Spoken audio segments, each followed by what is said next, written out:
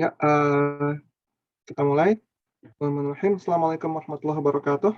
Waalaikumsalam warahmatullahi. Alhamdulillah hamdan katsiran tayyiban mubarakan fih kama yuhibbu rabbuna Allah. Allahumma shalli wa sallim ala Muhammad wa ala alihi wa sahbihi ajmain amma ba'd.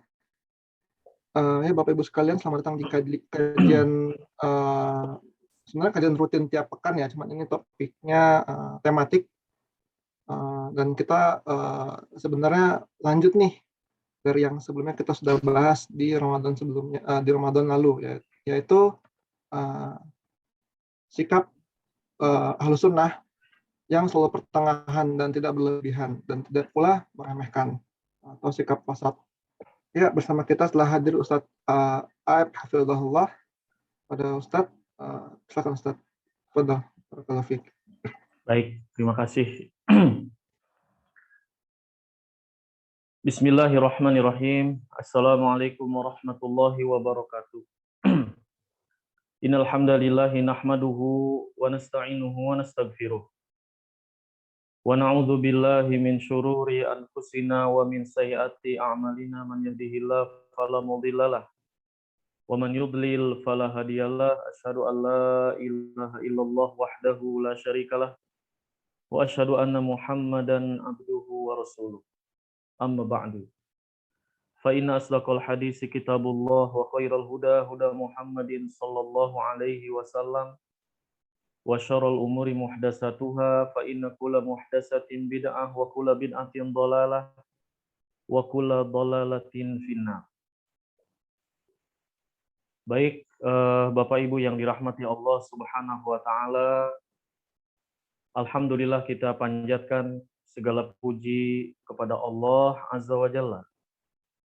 Atas segala nikmatnya kita dikumpulkan kembali meneruskan pelajaran kita mengkaji pembahasan salah satu bagian dari akidah Ahlus Sunnah, yaitu bahwasannya Ahlus Sunnah wal Jamaah merupakan kelompok atau jalan keselamatan di saat tentu banyak kelompok-kelompok yang berkeyakinan, berpemahaman yang menyelisihi Al-Quran dan Sunnah, maka di antara kelompok itu ada yang berlebihan dan ada yang memang meremehkan. Sebagaimana umat Islam adalah, agama Islam ini adalah agama pertengahan di antara agama yang dulu seperti bangsa Yahudi, agama Yahudi, dan agama yang begitu meremehkan beramal tanpa ilmu, yaitu agama Nasrani. Maka Islam datang dengan ajarannya yang pertengahan, yaitu tidak gulu berlebihan, tidak juga meremehkan. Maka pada kesempatan kali ini kita akan melanjutkan bahwasannya Ahlus Sunnah itu pertengahan dalam setiap permasalahan, khususnya tentu permasalahan akidah. Begitu juga tentu dalam ibadah. Ya. Nah, sekarang kita akan ingin menjelaskan sebagaimana telah kita jelaskan di pertemuan di bulan Ramadan yang lalu, bahwasannya ada 5 poin Ahlus Sunnah pertengahan. Dan sudah kita jelaskan poin yang pertama adalah Ahlus Sunnah pertengahan di dalam mengimani, memahami nama-nama dan sifat Allah, antara yaitu kesesatan kelompok Jahmiyah, ya, Mu'attilah, yaitu kelompok Jahmiyah, Mu'attilah, yaitu yang menolak nama-nama dan sifat Allah, dan pertengahan juga tentu antara kelompok Mumatsilah, Musyabbihah.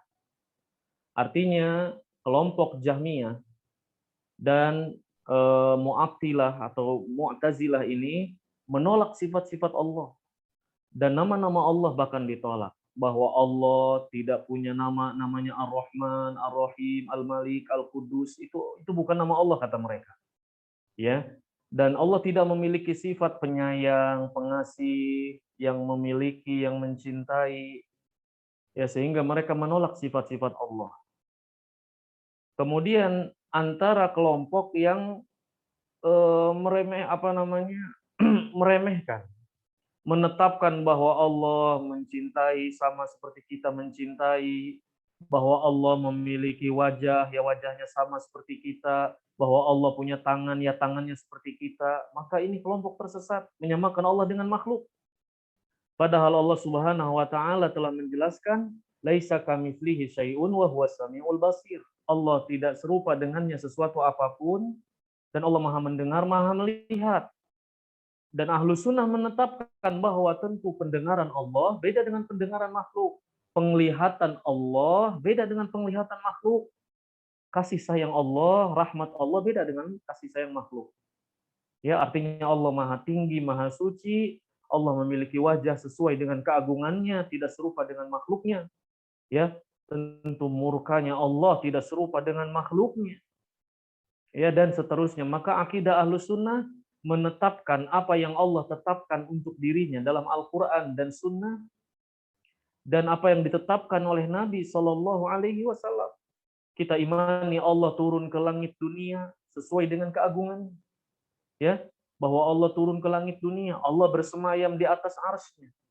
Tidak seperti kelompok Jahmiyah yang menolak bahwa Allah nggak bersemayam, Allah itu bukan bersemayam di atas arsy, Allah itu pokoknya ada di mana-mana, ya, dan seterusnya. Ini sudah kita jelaskan. Dan pembahasan yang kedua adalah tentang takdir. Ahlus Sunnah pertengahan antara kelompok Qadariyah yang dulu menolak takdir, bahwasannya Allah tidak pernah menulis, mencatat takdir makhluk, artinya yang menentukan takdir adalah diri kita sendiri. Ini kelompok Qadariyah. Dan kemudian kelompok Jabariyah, yaitu yang mengatakan bahwa apa yang kita lakukan semuanya, baik ketaatan maupun kemaksiatan, itu semua sudah ditakdirkan, kita nggak bisa mengelak. Maka kita sholat itu memang sudah ditakdirkan oleh Allah. Si fulan zina, si fulan mencuri, si fulan membunuh, si fulan minum khamr, si fulan berbuat dosa, itu memang takdir Allah, jadi nggak disalahkan dia. Jadi kelompok Jabariyah ini mengatakan yang taat maupun yang maksiat semuanya akan masuk surga. Jadi semuanya memang itu Allah yang menghendaki. Tentu ini bertentangan dengan akidah Ahlus Sunnah. Naam, semua ditakdirkan oleh Allah Azza wa Jalla, tapi manusia diberikan kehendak, diberikan keinginan, usaha, pilihan, dan Allah menurunkan ayat-ayatnya Al-Quranul Karim, mengutus para nabinya, menunjuki jalan ke surga, mengingatkan jalan ke neraka, berarti kita punya pilihan. Namun akhir kesudahan kita tentu Allah Maha mengetahui, dan Allah sudah mencatatnya, tidak mungkin meleset karena Maha sempurna, Maha luas ilmu Allah, dan Allah telah mencatatnya di Lauhil Mahfuz tentang takdir seluruh makhluknya. Namun hidup ini pilihan, kita diperintahkan memilih. Wahadainahu najdain. Aku, kata Allah Azza wa Jalla, kami telah menunjukkan manusia dua jalan, ada jalan kebenaran dan ada jalan kesesatan. Baik. Nah, maka pada kesempatan kali ini kita akan lanjutkan, yaitu poin yang ketiga sekarang, yaitu permasalahan tentang iman, permasalahan tentang hukum manusia dalam agama ini, yaitu menghukumi seseorang dengan gelar si fulan muslim atau si fulan kafir, si fulan ahlus surga atau si fulan ahlu an-nar, penghuni neraka. Jadi ini permasalahan yang sangat penting, mengingat sebagian kelompok itu berlebihan mengkafirkan kaum muslimin secara serampangan. Kalau yang dikafirkan orang kafir mungkin itu masih jelas. Ini yang dikafirkan orang-orang beriman, yang bersolat, yang beramal soleh, hanya karena berbuat dosa akhirnya dikafirkan. dibom, halal darahnya. Ya. Nah, maka Ahlus Sunnah pertengahan antara kelompok yang gulu berlebihan, serampangan mengkafirkan, dengan kelompok yang meremehkan. Artinya kelompok yang meremehkan ini, wes semuanya benar pokoknya.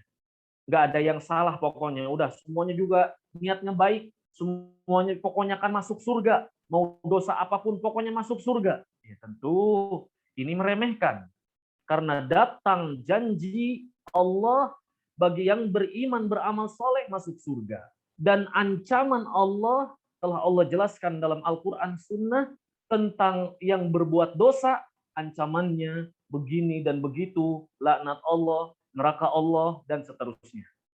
Jadi pembahasan kita pada kesempatan yang berbahagia ini, Bapak Ibu yang dirahmati Allah Azza wa Jalla, adalah tentang masalah iman. Kapan seorang dianggap beriman, muslim, ya? Kapan seseorang dikatakan kafir? Jadi ini berbicara tentang hukum manusia dan bagaimana statusnya dalam agama. Apakah divonis si fulan kafir pasti penghuni neraka, atau si fulan mukmin muslim penghuni surga? Nah, ini ada dua kelompok yang gulu berlebihan dalam masalah ini, dan ada kelompok yang memang meremehkan. Nah, ini ingin kita jelaskan. Ahlus Sunnah pertengahan. Maka ya, kita akan jelaskan bahwasannya ini dikenal dengan bab al-wa'du wal wa'id, yaitu bab tentang janji dan ancaman Allah. Janji Allah akan memasukkan orang beriman beramal soleh ke surga, dan ancaman Allah, Allah akan memasukkan orang-orang berdosa yang tidak beramal soleh ke neraka. Sehingga ya, ini permasalahan penting menyangkut hukum terhadap manusia. Nah, pada kelompok ini pembahasan pertama adalah kelompok ini terbagi menjadi dua, yaitu kelompok yang gulu berlebihan dalam masalah iman, yaitu kelompok Khawarij dan Mu'tazilah. Kelompok Khawarij dan Mu'tazilah. Ini kelompok yang ekstrim yang mengkafirkan ya orang yang melakukan dosa. Pokoknya yang namanya muslim, yang namanya mukmin gak boleh berbuat dosa sama sekali. Kalau dia berbuat dosa sekali aja, maka dia kafir. Ini kelompok Mu'tazilah dan Khawarij. Ya. Kelompok yang kedua yaitu kelompok yang meremehkan. Kelompok yang meremehkan ini adalah disebut dengan kelompok Murji'ah. Murji'ah Jahmiyah. Ya, saya ulangi. Kelompok yang meremehkan dalam masalah iman adalah kelompok Murji'ah Jahmiyah. Ya, Murji'ah dan Jahmiyah. Kalau yang tadi kelompok yang ekstrim yaitu kelompok Khawarij dan Mu'tazilah. Ini kenapa Ustadz berbeda, kenapa bisa ada perpecahan, atau kenapa mereka gulu, yang satu gulu berlebihan, yang satu meremehkan. Nah, di sini ingin kita jelaskan bahwasannya ini kembali kepada permasalahan iman. Permasalahan iman. Kita tahu, mungkin Bapak Ibu pernah belajar. Yang namanya iman itu, seseorang dikatakan mukmin, tentu dia harus melakukan rukun. Sehingga pengertian iman adalah qaulun wa amalun. Namanya orang beriman berarti harus ya dibuktikan dengan ucapan, dibuktikan juga dengan amal soleh. Jadi orang mukmin itu ya harus dia beriman, dia harus membuktikan dengan ucapannya, dan dia juga harus membuktikan dengan amal soleh. Itu pengertian ahlu sunnah. Jadi ini ingin kita jelaskan dulu tentang makna iman. Jadi iman itu adalah qaulun wa amalun. Iya kan? Yazidu wa yanqus, bertambah. Jadi iman itu adalah ucapan dengan lisan atau ucapan hati. Amalan lisan juga amalan hati. Jadi amalan lisan, amalan anggota badan, dan iman itu yazidu bi ta'ah, bertambah dengan ketaatan, dan iman itu akan berkurang dengan kemaksiatan. Artinya kalau seseorang semakin terus beramal soleh, maka dia akan semakin naik imannya. Jika seseorang terus-menerus berbuat dosa, maka imannya akan semakin turun. Begitu ya. Ini akidah Ahlus Sunnah. Karena itulah Bapak Ibu, Allah Subhanahu wa taala selalu menggandengkan antara iman dan amal soleh. Ya kan? Illal ladzina amanu wa amilus shalihat. Ya kan? Kecuali orang beriman dan beramal soleh. Berarti orang beriman itu harus beramal soleh. Ini iman menurut Ahlus Sunnah. Ya kan? Dan iman itu bertambah. Artinya kalau dia beramal soleh, dia bertambah, imannya naik. Kalau imannya lagi turun, berarti dia telah bermaksiat kepada Allah. Dan ini Bapak Ibu sering mengatakan ini. Aduh, iman saya lagi turun nih Ustaz. Iman saya lagi turun nih kayaknya. Nah iya, berarti itu lagi jauh dari agama. Nah, ini akidah Ahlus Sunnah. Itu ucapan sudah benar Bapak Ibu. Bahwa iman kita itu naik dan turun. Ya, dan dalilnya banyak sekali dalam Al-Qur'an. Allah taala berfirman ya dalam surat Ali Imran 173, fazadahum imanan, maka iman mereka bertambah. Juga dalam surat Al-Fatah ayat 3, liyazdadu imanan ma'imanihim, iman mereka bertambah. Ya, jadi kita sepakat Bapak Ibu, ini akidah Ahlus Sunnah yang namanya iman itu bertambah dan berkurang. Dan dia harus dibuktikan dengan ucapan dan perbuatan dan iman dan ucapan hati.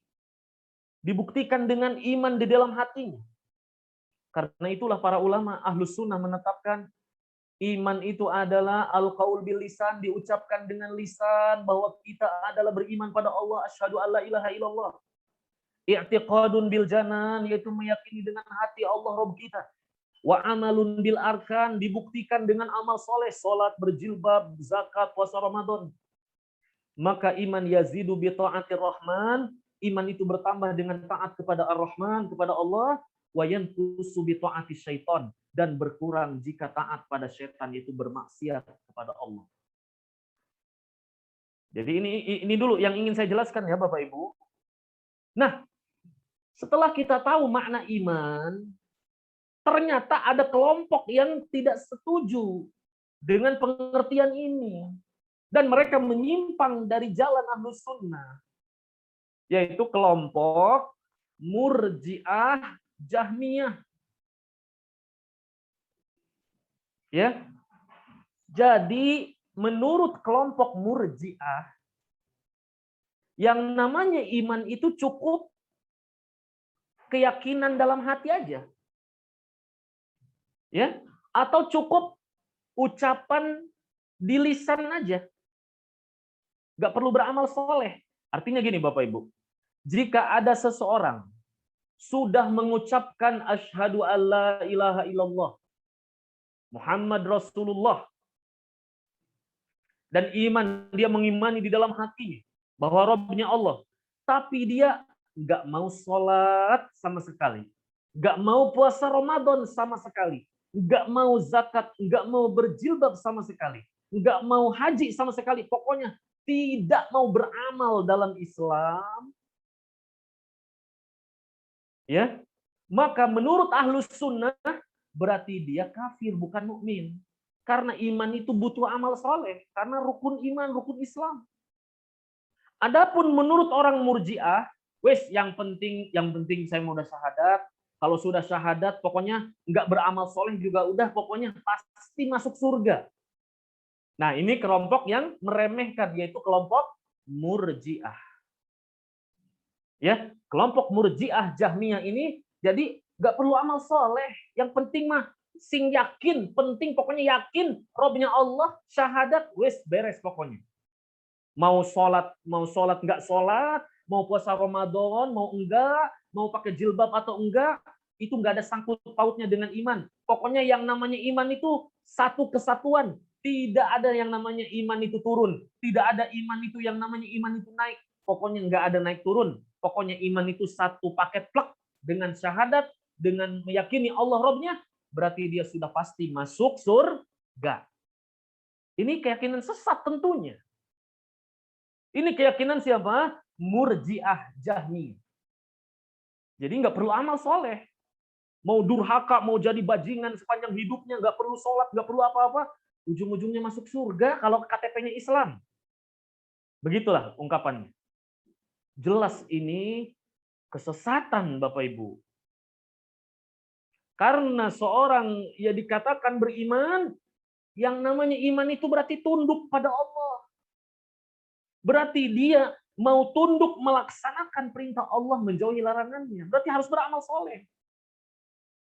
Kalau dia tidak beramal soleh, maka berarti bisa batal keislamannya, kata para ulama.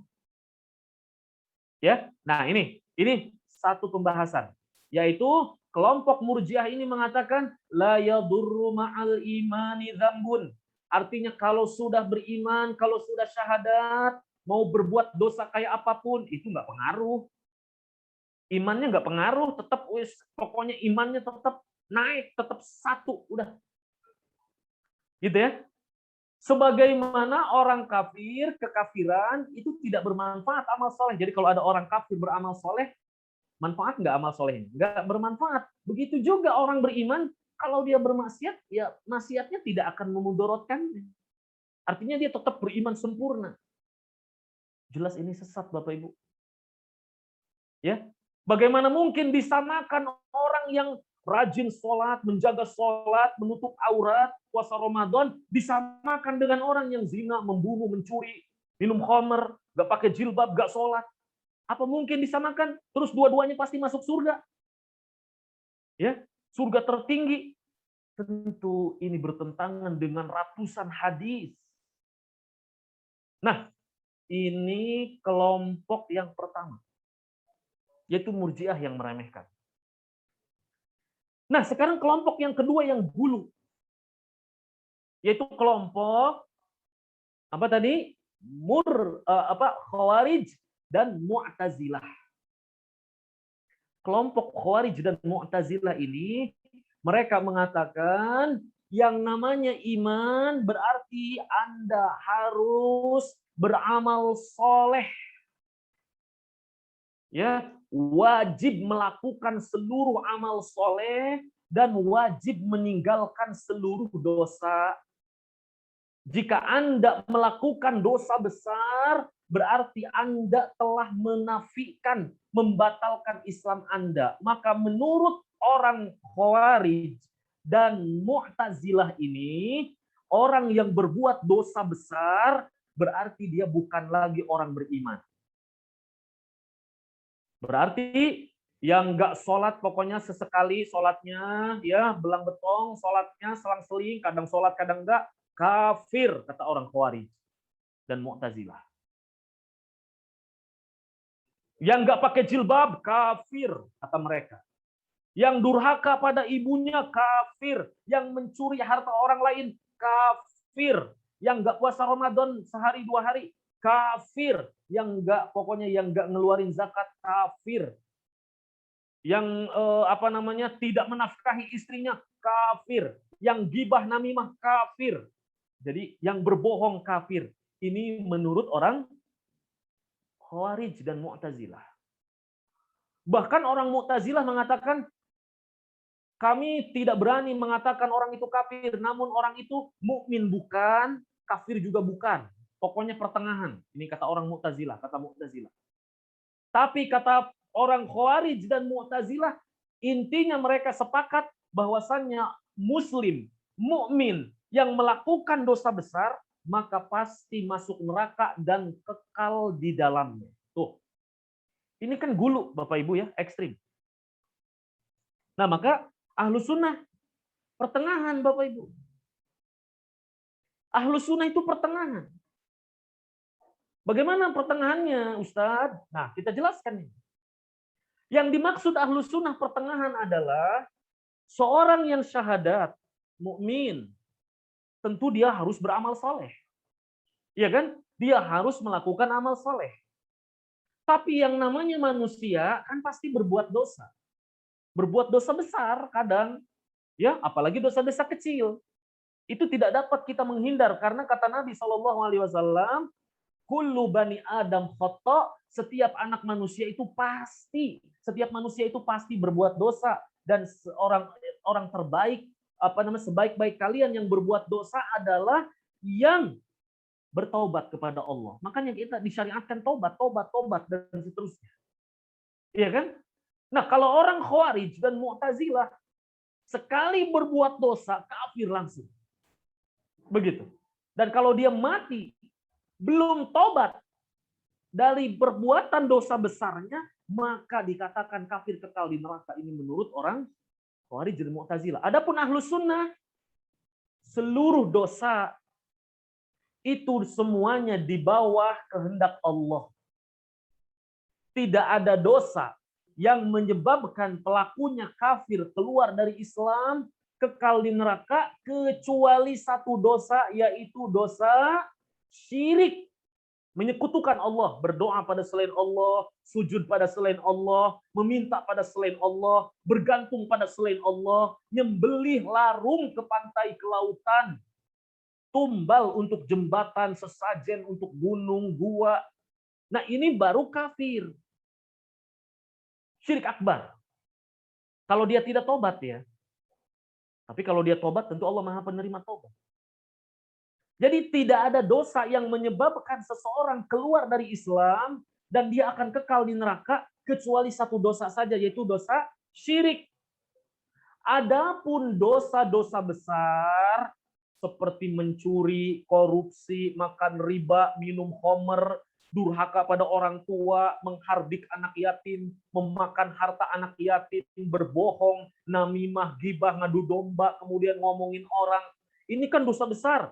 Dosa-dosa besar ini membunuh dan seterusnya, ini di bawah kehendak Allah, artinya pelakunya tidak kafir. Jika Allah kehendaki Allah ampuni, maka dia bisa langsung masuk surga. Jika Allah tidak ampuni, tentu dia akan disiksa dulu di neraka, dan jika dia tidak berbuat syirik, maka dia akan dimasukkan ke dalam surga setelah dibersihkan, dicuci dosa-dosanya. Adapun orang Khawarij dan Mu'tazilah, oh nggak bisa. Yang namanya sudah masuk neraka, ya udah wes, nggak mungkin keluar lagi. Begitu ya, ini gulu.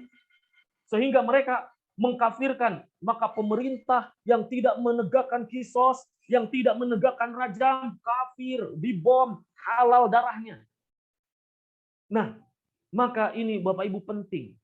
Bagi kita tidak memvonis seseorang pun dengan surga neraka kecuali ya yang telah dijelaskan oleh Allah dan Rasulnya. Seperti 10 orang yang dijamin masuk surga. Abu Bakar di surga, Umar, Utsman, Ali, Abdurrahman bin Auf, Zubair bin Awam, Sa'ad bin Abi Waqqas, Abu Ubaidah bin Al-Jarrah, kemudian Sa'ad bin Abi Waqqas, dan kemudian Sa'ad bin Zaid, Bilal di surga, kemudian istri-istri Nabi di surga, kemudian Ummu Sulaim di surga. Maka ini nama-nama yang telah dijelaskan oleh Nabi SAW, mereka penghuni surga.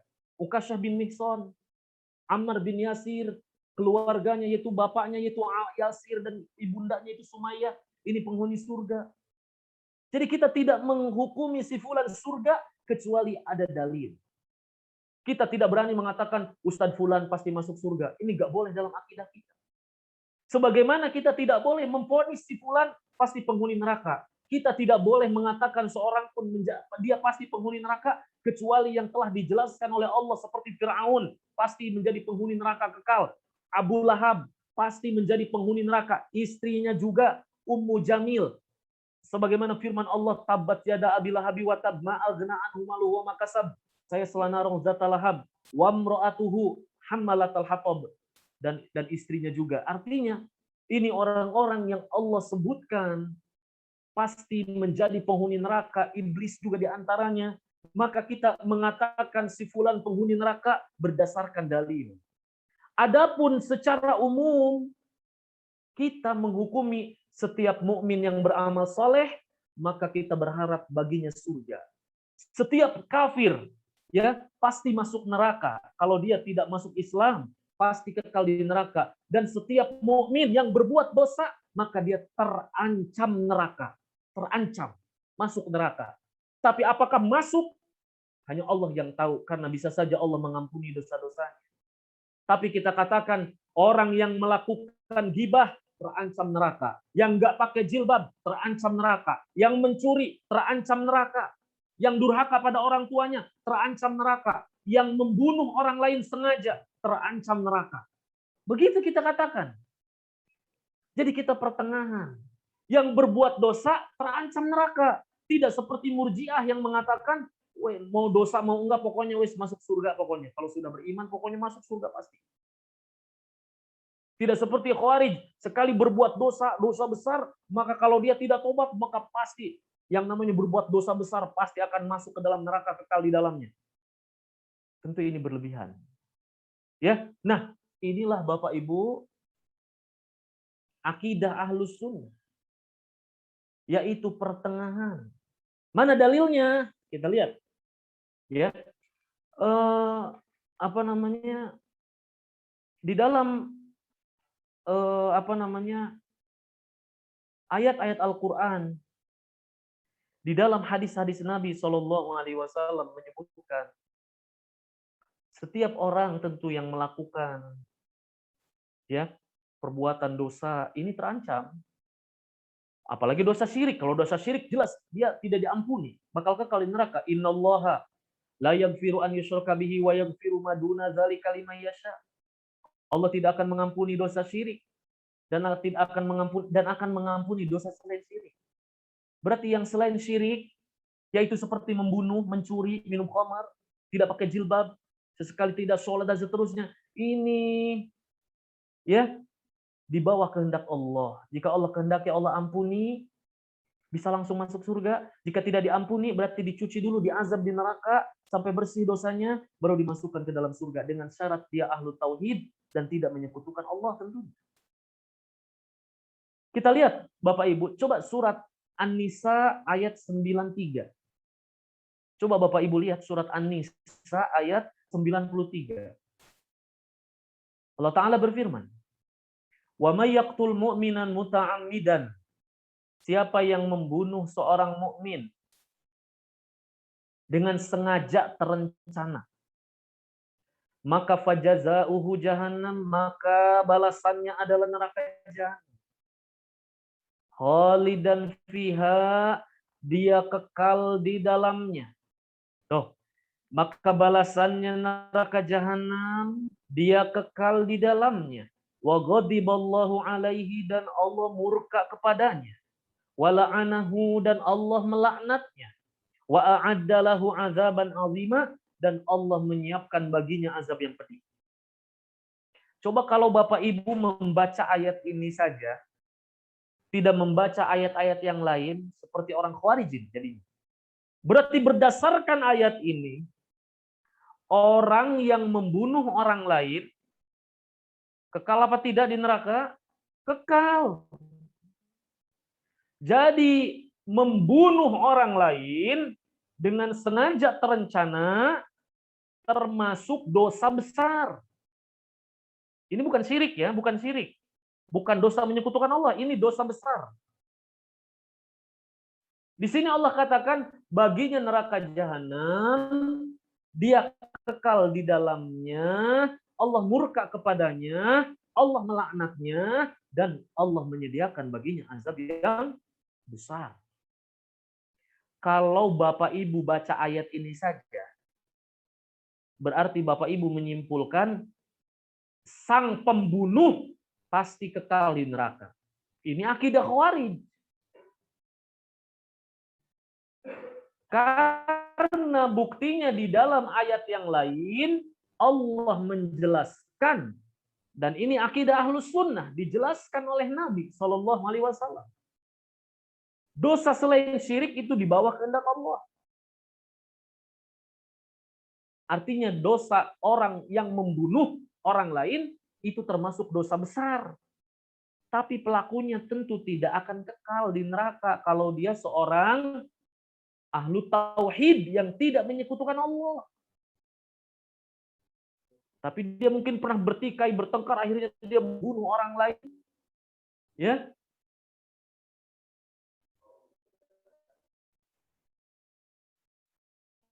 Nah, maka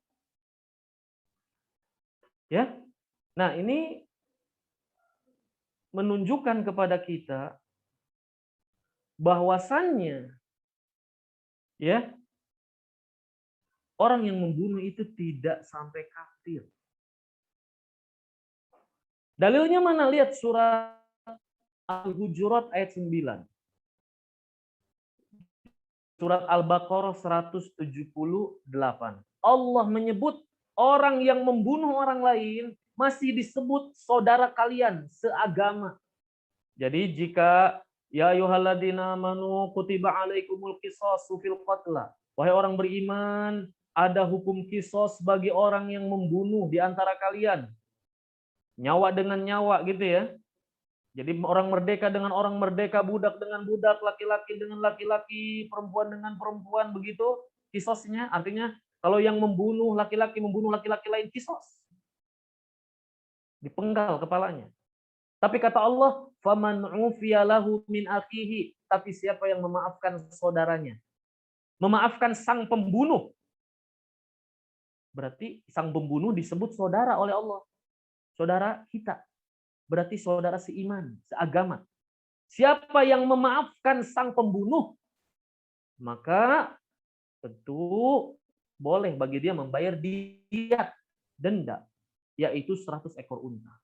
Allah juga menyebut di surat Al-Hujurat bahwa innamal mu'minuna ikhwatun, sesama mukmin itu adalah bersaudara. Setelah Allah menyebutkan ayat saling bunuh. Jika ada satu kelompok, satu orang, dua orang, tiga orang, berantem, tawuran, kemudian saling perang dan membunuh, maka kata Allah, damaikan di antara mereka. Jika yang satu zalim terus menyerang, perangi mereka. Damaikan mereka. Kalau nggak mau, perangi orang yang zalim di antara mereka. Karena mukmin itu bersaudara, jangan saling bunuh. Karena membunuh dosa besar. Baik. Nah, berdasarkan ayat-ayat ini, berarti yang membunuh itu tidak sampai kafir. Jadi ayat surat An-Nisa tadi ditafsirkan oleh ayat yang lain.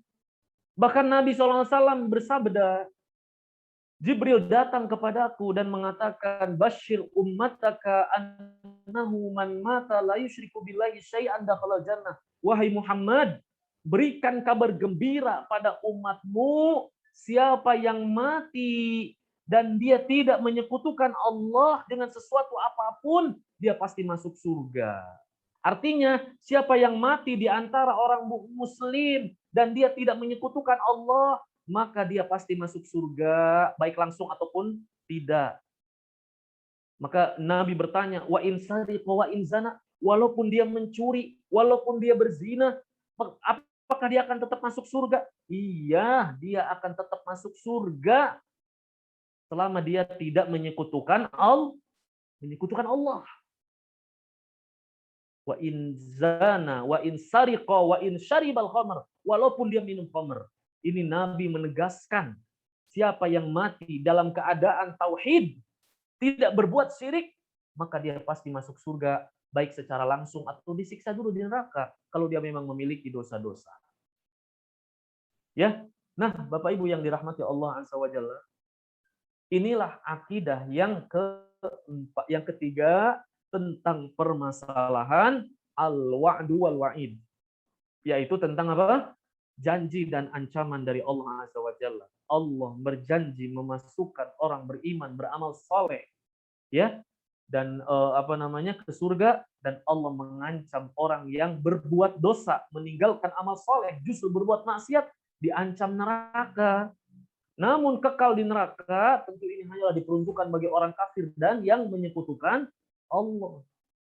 Adapun yang melakukan dosa besar, maka ini tidak kafir, namun dia mukmin dengan imannya dan dia fasik dengan kemaksiatannya. Dia mukmin dengan imannya dan dia fasik dengan kemaksiatannya, alias imannya turun, berkurang, berkurang, berkurang. Kalau terus-terusan maksiatnya dan amal solehnya juga jarang, ini bahkan imannya bisa hilang.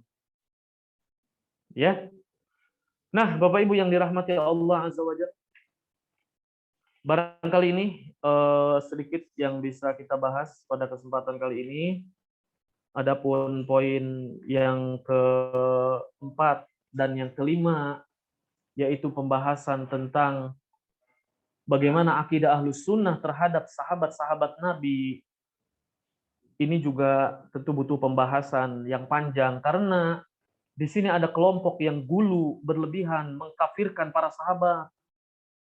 Iya kan? Mengkafirkan para sahabat, yaitu orang-orang Khawarij.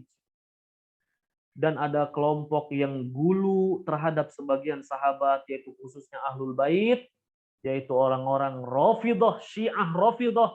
Orang-orang Syiah gulu sampai menuhankan Ali bin Abi Thalib, gulu bahwa Al-Hasan Al-Husain maksum dan keturunannya maksum, imam yang 12 maksum. Adapun sahabat-sahabat Nabi yang lain kafir.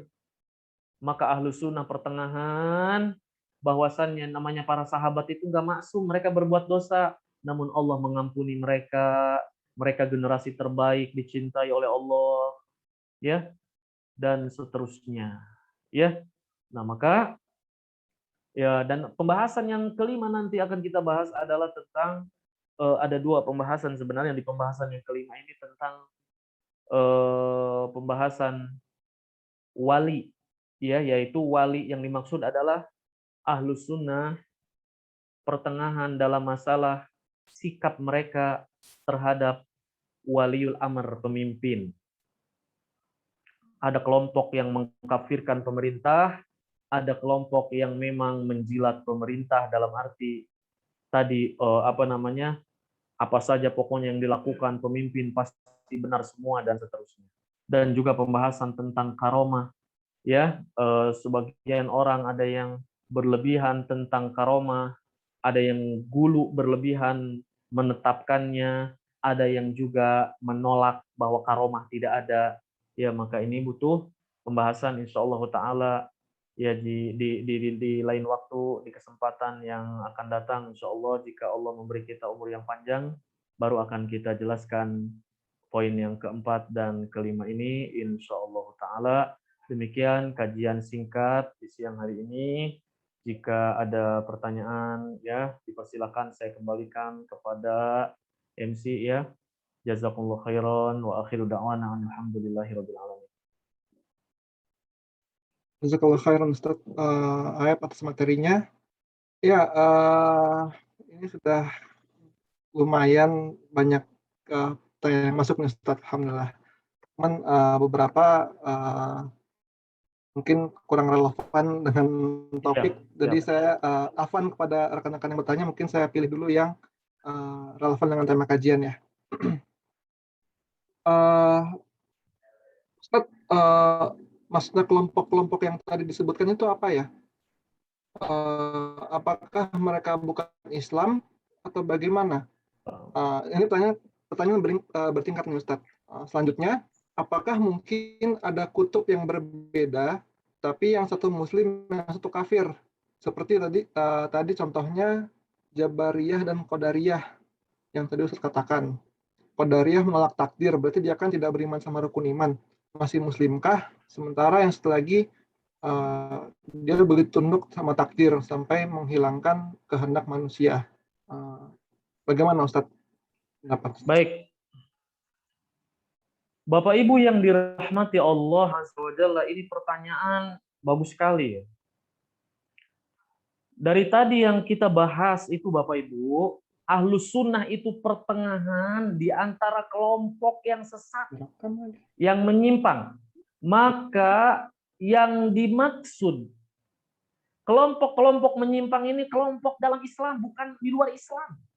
Artinya ada di umat ini, umat Islam, mereka syahadat, mereka beriman pada Allah Rabbnya. Mereka beriman kepada Nabi Muhammad SAW. Namun mereka salah dalam memahami dalil, memahami akidah keyakinan. Maka dalam masalah takdir, sehingga gara-gara kesesatan mereka, orang-orang Qadariyah ini dikafirkan oleh para ulama. Jadi walaupun mereka syahadat, walaupun mereka beriman kepada Allah dan kepada Nabi Muhammad, tapi mereka tidak beriman kepada takdir yang merupakan salah satu rukun dari rukun iman, berarti mereka telah keluar dari agama Islam. Maka yang kita jelaskan dari tadi Bapak Ibu, ini adalah nama-nama firqah yang disebutkan oleh para ulama. Mungkin hari ini Bapak Ibu tidak akan mendapati firqah itu secara nama. Tetapi secara pemahaman, firqah-firqah itu banyak bertebaran di tengah-tengah kaum muslimin.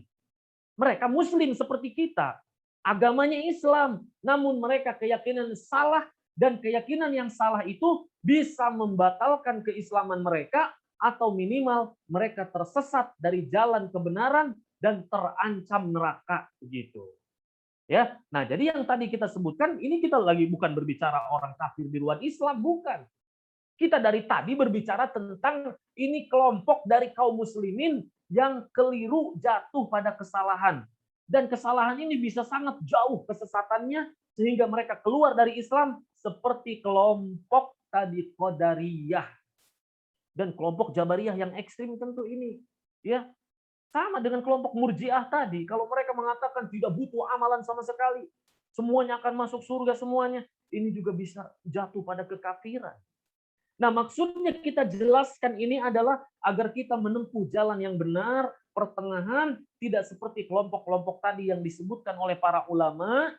Kita mungkin tidak akan dapati secara nama, mungkin tidak ada orang hari ini ngaku saya Jahmiyah, saya Mu'tazilah, saya Murji'ah. Nggak ada orang yang mengaku seperti itu. Namun pemikirannya, pemahamannya, ternyata kalau kita baca penjelasan para ulama, penjelasannya, keyakinannya, pemahamannya ternyata mirip dengan kelompok-kelompok tadi yang disebutkan oleh para ulama. Maka itulah tujuan kita mempelajari agar kita berhati-hati jangan sampai menyimpang dari jalan kebenaran. Nah,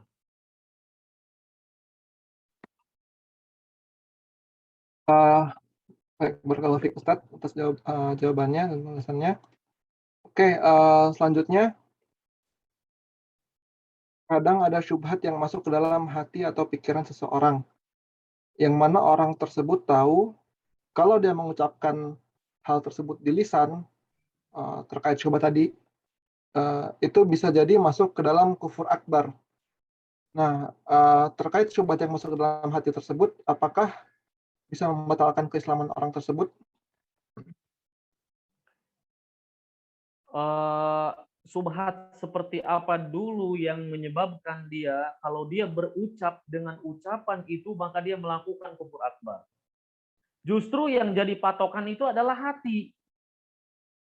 Kalau dia mengucapkan ucapan yang merupakan kufur akbar, namun dia terpaksa, tentu dia tidak kafir seperti Ammar bin Yasir. Ammar bin Yasir mengatakan apa? La ta'uzza Tuhan saya, bahwa agama Muhammad itu agama tercela, agama bohong. Itu kan ucapan kafir. Namun Allah memaafkan Ammar bin Yasir karena terpaksa diancam mau dibunuh. Yang penting hatinya beriman. Nah, yang sekarang jadi masalah, di hati sudah meyakini ucapan kufur tersebut. Cuma takut kalau diucapin, takut kufur akbar. Ini justru bahaya. Makanya kalau terbetik di hati kita, siapa yang menciptakan Allah? Maka kata Nabi SAW, ucapkan amantu billah. Amantu billah. Berlindung pada Allah. A'udzubillah minasyaitonirrajim. Ucapkan a'udzubillah minasyaitonirrajim dan amantu billah. Sudah subhat itu. Justru yang jadi patokan itu hati. Orang munafik itu secara lisan dia bahkan fasih mukmin.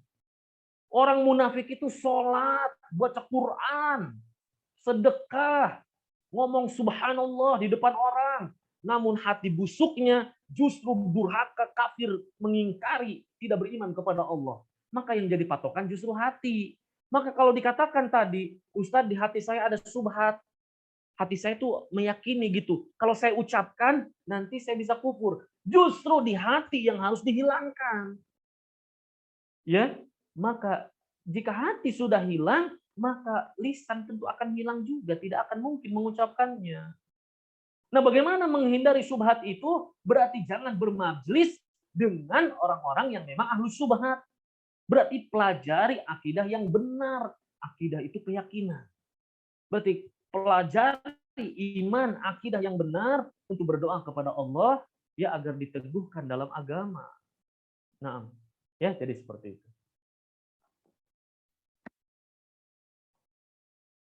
Baik, jazakallah khair Ustaz atas jawabannya. Kita lanjut ke pertanyaan selanjutnya. Ustaz mau tanya, bagaimana sikap kita Muslim terhadap kaum yang sesat, misal Ahmadiyah? Apakah sikap kita disamakan sama seperti kita menyikapi orang kafir lainnya? Iya, Ahmadiyah kafir. Kalau kita katakan, apakah Anda beriman Nabi Muhammad saja Nabi terakhir? Mereka mengatakan, oh enggak ada Nabi terakhir. Anda kafir. Maka kalau ibu seorang istri, wajib minta cerai. Wajib, dan memang udah bukan istrinya lagi. Ya, maka itu jelas. Mereka kafir. Ya, ini termasuk al-ma'lum bid-din bid-darurah. Maklum minad-din bid-darurah artinya semua orang muslim tahu bahwa tidak ada nabi setelah Nabi Muhammad. Maka Muhammadun aba ahadin min rijalikum walakin Rasulullah wa khataman nabiyyin. Muhammad itu bukan bapak salah seorang di antara kalian. Dan dia adalah Rasul Allah dan penutup para nabi dan rasul. Ini harusnya diketahui oleh seorang muslim yang belajar. Kecuali dia nggak mau belajar. Berpaling dari agama, nggak mau belajar. Dan Nabi berulang kali bahwa namaku adalah Ahmad, Muhammad, Al-Mahi, Al-Hasir, Al-Aqib. Yang tidak ada nabi setelahku. Makna Al-Aqib adalah tidak ada nabi setelahku. Dan muncul nabi palsu di zaman Nabi. Apa ini nggak diketahui oleh dia? Muncul Musailama Al-Kadzab. Diperangi oleh Abu Bakar, dibunuh oleh Khalid bin Walid. Ya kan? Ya, maka kalau ada sekarang mengatakan si Mirza Ghulam Ahmad Ahmadiyah ini, mengatakan Nabi maupun Lia Eden, Ahmad Musodik, agamanya Salamullah atau apapun lah, maka pengikutnya itu kafir. Udah jelas kafir. Kalau dia dimintai tobat, kalau dia mau tobat balik, alhamdulillah tobat. Kalau enggak, maka dia bukan saudara kita lagi. Kafir. Maka istrinya wajib cerai. Ngapain dipertahankan? Melayani orang kafir. Ini jelas. Difatwakan oleh MUI sudah jelas. Ahmadiyah kafir. Terus Ustaz, orang per orangnya gimana? Orang per orangnya sudah bodoh ikut-ikutan. Maka begitulah. Bukan ngikuti jamaah kaum muslimin. Ini jelas jamaah kaum muslimin. Banyak sekali. Jelas Nabi kita Nabi Muhammad. Gak ada Nabi setelah Nabi Muhammad. Dia malah ikut-ikutan Ahmadiyah. Jadi kalau dikatakan Ustaz kafir apa tidak? Saya katakan kafir. Ini bukan kelompok yang di luar, ini udah di luar Islam. Ya, Ustadz mengkafirkan dong. Ya iyalah kita mengkafirkan apa yang dikafirkan oleh Allah. Apa kita nggak mengkafirkan orang yang dikafirkan oleh Allah? Ya, kalau ada orang mengatakan bahwa Allah punya anak, kafir apa enggak? Kafir karena dia mengingkari ayat Al-Quran lam yalid wa lam yulad. Berarti dia tidak beriman kepada ayat Al-Quran. Nah, maka ini yang perlu diperhatikan Bapak Ibu ya. Jadi tegas ini dalam bab yang memang jelas. Sekarang gini Bapak Ibu, kalau ada orang muslim Al-Quran diinjak-injak, apa dia nggak tahu Al-Quran itu kitabullah? Mungkin dia hidupnya di Irian, boleh lah mungkin kalau dia nggak tahu ya. Dia pakai koteka baru masuk Islam, Al-Quran injek-injek, boleh lah. Cuma kalau hidup di kota, sudah tahu azan berkumandang, Al-Quran kitab suci, lalu dia dengan enaknya injek-injek, walaupun dia cendekiawan, maka orang itu kafir, kata para ulama. Kafir udah. Bagaimana mungkin Al-Quran kalau diinjak-injak? Ya, maka udah jelas itu kafir. Kalau dia nggak ngerasa salah, nggak tobat, wah ini lebih parah ya daripada orang kafir beneran. Dia juga bener kafir begitu. Nah maka seperti itu Bapak Ibu. Jadi Islam itu ada pembatalnya. Jangan sampai kita melakukan sesuatu perbuatan, keyakinan, ucapan yang menyebabkan batal keislaman kita. Dan itu ditulis oleh para ulama. Ya, mencaci maki Nabi apa enggak kafir? Kafir. Nabi Muhammad dicaci maki, ini kafir kata para ulama. Ya, agama Allah dicaci maki, ini bahaya. Karena tidak mungkin keluar dari hati seorang muslim yang mukmin, yang tunduk kepada Allah, Rabbnya Allah, nabinya Nabi Muhammad, kemudian dia mencaci maki. Nah, orang seperti ini perlu dimintai tobat. Barangkali dia bodoh, tapi kalau dia ngerasa saya nggak bodoh, memang begini, memang saya tahu. Ya, ini sama seperti seorang yang mengatakan zina itu nggak apa-apa kalau suka sama suka, bukan zina. Iya kan? Yang nggak boleh itu zina dengan istri orang. Kalau pacaran, suka sama suka, saling ridho, itu nggak apa-apa. Itu yang ngomong siapa? Doktor dengan disertasinya. Ini kafir, kata para ulama. Kafir. Dia kalau mati itu, dia nggak meralat ucapannya, kafir itu orang, kafir. Bagaimana mungkin zina? Orang awam aja ditanya, zina gimana hukumnya? Wah, nggak boleh lah. Terus dia katakan nggak apa-apa, suka sama suka. Berarti kalau suka sama suka berarti membahagiakan orang lain. Berarti ibadah dong namanya. Zina sama orang lain itu ibadah namanya. Membahagiakan orang lain dong kalau begitu. Karena bahagia kumpul kebo begitu. Musibah ini, musibah. Ya. Nah, seperti itu ya. Maka jadi Islam bisa batal dengan akidah yang menyimpang, perbuatan yang membatalkan keislaman ya. Nauzubillah. Nah, Oke, sebenarnya masih ada 2 pertanyaan. Mungkin kalau salah satunya bisa dijawab dengan singkat, bisa dihabiskan pertanyaannya. Ya, ini pertanyaan selanjutnya. Ustadz, apa sebenarnya syarat jamak sholat? Bisakah macet di jalan atau menghindari sholat di rumah sakit jadi alasan untuk jamak? Misalnya saya janjian konsultasi ke rumah sakit jam setengah 7 malam. Namun saya tidak ingin sholat di rumah sakit karena khawatir corona. Di sisi lain, kalau saya sholat di rumah terlebih dahulu, bisa jadi sampai di rumah sakitnya sudah terlambat. Mohon pencerahannya Ustadz, apakah boleh saya jamak atau tidak? Jama' itu antara sholat asar, sholat zuhur dengan sholat asar, sholat maghrib dengan sholat isya. Adapun subuh tidak jama' menyendiri dia kan, ya. Jadi yang dijama' itu zuhur dengan asar, maghrib dengan isya. Jadi kalau saya nggak mau sholat maghrib Ustaz di rumah sakit, saya mau sholat di rumah aja, boleh jama' dengan sholat isya. Begitu ya. Jama' ini dilakukan tatkala uzur syar'i. Uzur syar'i itu kesulitan, contoh seperti sakit, seperti hujan, lebat, jadi nggak ke masjid, udah jamaah aja. Di rumah misalkan takut di jalanan banjir. Atau yang di masjid misalkan lagi kebetulan sholat, maka mau di jamaah aja karena takut hujan, kalau balik lagi ke masjid, becek-becekan, segala macam jalanan, banjir dan seterusnya. Maka tatkala ada uzur, maka boleh ini dilakukan sesekali boleh. Kalau terus-terusan ini nggak boleh namanya. Ustadz, setiap hari saya kerja Ustadz, bolak-balik Senin sampai Jumat, di kereta saya selalu pulangnya tanggung. Bagaimana setiap hari kalau saya jamak? Ini ngaco, nggak boleh. Sholat aja dulu. Nggak boleh. Kalau sesekali monggo silahkan. Berbeda dengan safar. Kalau safar baru itu namanya qashar. Iya kan? Nah, itu berkaitan dengan jamak. Jadi boleh sesekali. Kalau memang tanggung sulit ya. Nah. Baik, nah ini ada pertanyaan terakhir Ustadz. Penutup. Assalamualaikum Ustadz. Ayah saya meninggal lebih dulu dari nenek. Setelah nenek meninggal, saudara-saudara ayah mengatakan kami sebagai cucu tidak berhak mendapat warisan nenek karena ayah saya meninggal lebih dahulu daripada nenek. Eh, sebagai catatan, tiga anak nenek meninggal lebih dulu daripada nenek, menyisakan 2 anak laki-laki dan 1 anak perempuan. Neneknya kan baru meninggal kan? Neneknya baru meninggal kan? Nenek meninggal, ahli warisnya siapa? Itu yang jadi pertanyaan. Kalau si nenek punya anak laki-laki, maka cucu laki-laki yang nggak dapet, terhalang oleh anak laki-laki si nenek, yaitu saudara bapaknya. Bapaknya kan meninggal nih, bapaknya si anak-anak ini kan meninggal, Ya, iya kan? Terus kan kemudian neneknya kan meninggal. ya, Sekarang pertanyaannya si nenek kan meninggal. ya, Nah, udah nggak usah ngurusin bapak dulu. Sekarang si nenek yang meninggal. Jika si nenek meninggal, yang jadi pertanyaan siapa ahli warisnya? Ahli warisnya itu ya anak-anaknya.